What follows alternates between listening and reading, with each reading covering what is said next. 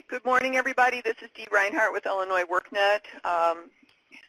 Happy 2 days after Halloween. I noticed a lot of sugar hangovers yesterday at a meeting that I was at, so hopefully you all are doing well today.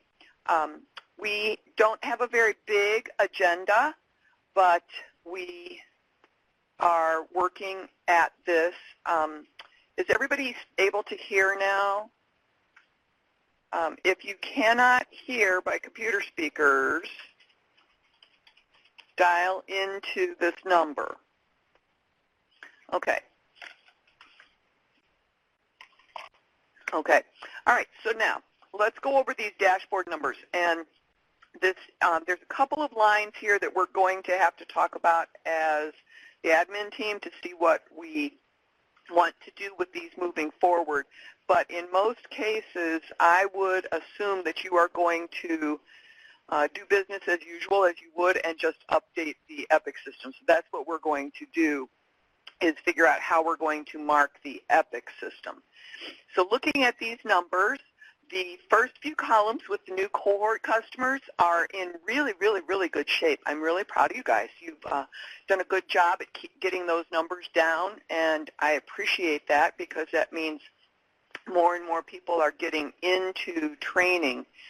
So those are the good numbers. Now the pending reengagement, previously engaged, and pending reengagement, never engaged, along with the referral pending, appointment not scheduled, those three columns have some pretty significant numbers in there for the areas that we have. And as the program availability starts to dwindle, oh, I'm sorry, I'll move this over.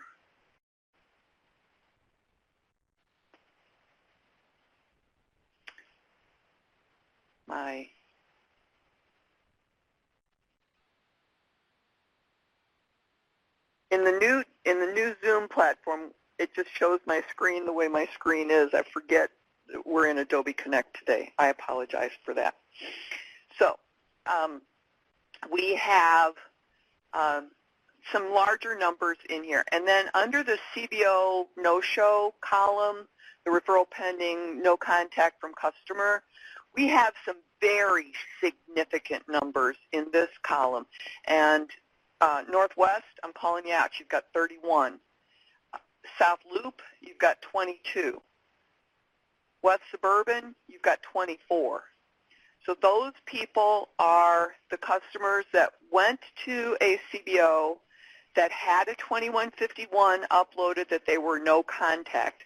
And that means that it is a DHS responsibility to make sure that those customers are being taken through the system, reassigned if they can be, or conciliated in some form or fashion.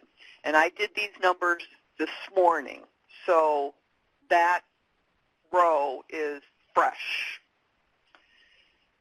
All right, and then we've got some referrals rejected.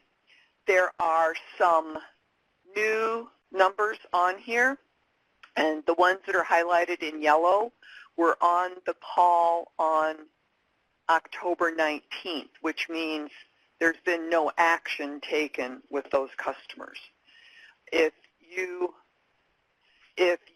can please identify and work with the referral rejected customers on here, I am in the areas where there are no other options for the programs, for example, Bloomington, Chester, East St. Louis, you're going to have to make them, move them to JPP or the regular SNAP ENT programs that are available.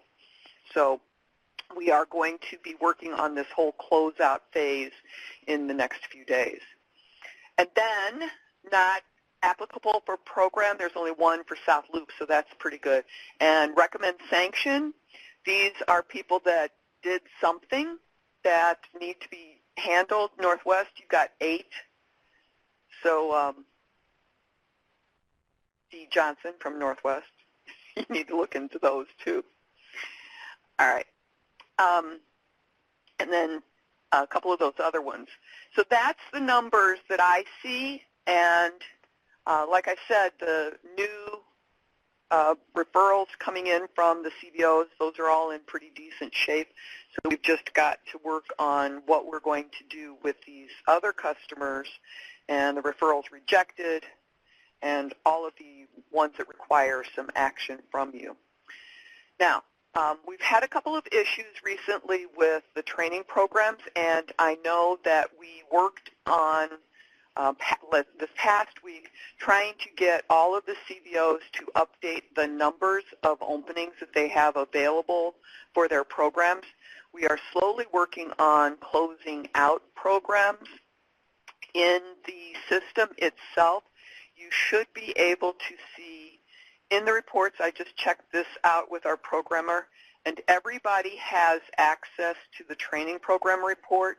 So you can see what programs are closed and what slots are still open according to what the agencies have entered. But the real key is if you are trying to assign somebody to an agency for a training program, they will not have appointments available if they no longer have any programs open to in which they can assign customers. So for example, I know that Central State Sears no longer has any programs. A couple of the other agencies across the state have no more programs left because the training period was too long. So as we wind down this month, it's going to be a little bit more of a challenge to assign customers to a program that they may want because there isn't any availability in there for them.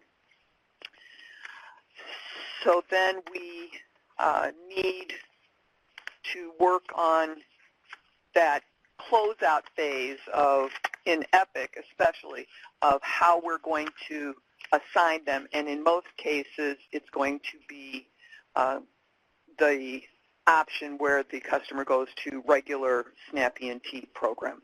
And that will close them out of EPIC so that they're done.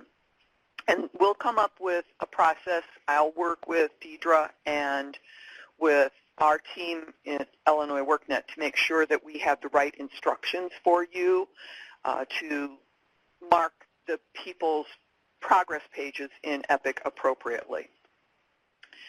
And as you are, I noticed that Deidre said there should be case notes to support the status of those cases that are in the referral rejected. That is what everybody needs to do in the system so that if the customer has something going on, then the referral is rejected. We need to have a case note from DHS because we already have a case note from the CBO, and then we all know what's going on. I just spent the last 3 days at a conference talking about writing case notes to different agency partners across the state, and it's very important that case notes are shared, not kept a secret. So if anybody has any questions about that, then please type those into the chat pod.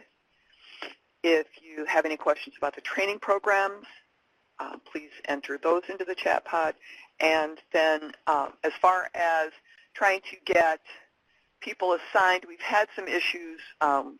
This week we had an issue with a Social Security number being entered and override. So that's something that we're going to have to take care of as an aside. But as we're moving into the end of our assignment periods, we just have to be very careful of making sure that we're doing the system properly, waiting for the invitation to be completed, and then doing the different pieces well.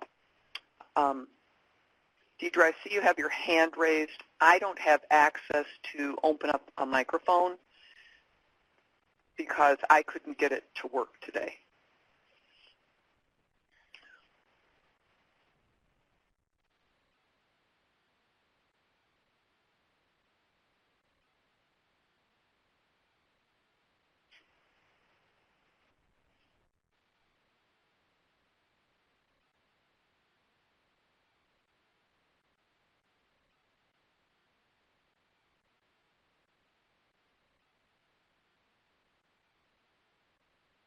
Okay. All right. That's all I have today for the webinar. Thank you for your patience this morning. The technology sometimes gets away from us if we're not using the same program all the time. So I will be sending out these notes, and as always, if you have any questions for me, you can always call me or send me an email, and we'll try to get things taken care of as soon as we possibly can.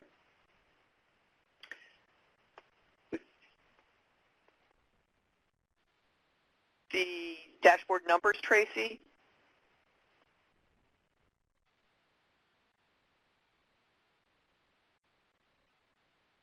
Yes, that'll come out in the notes from today.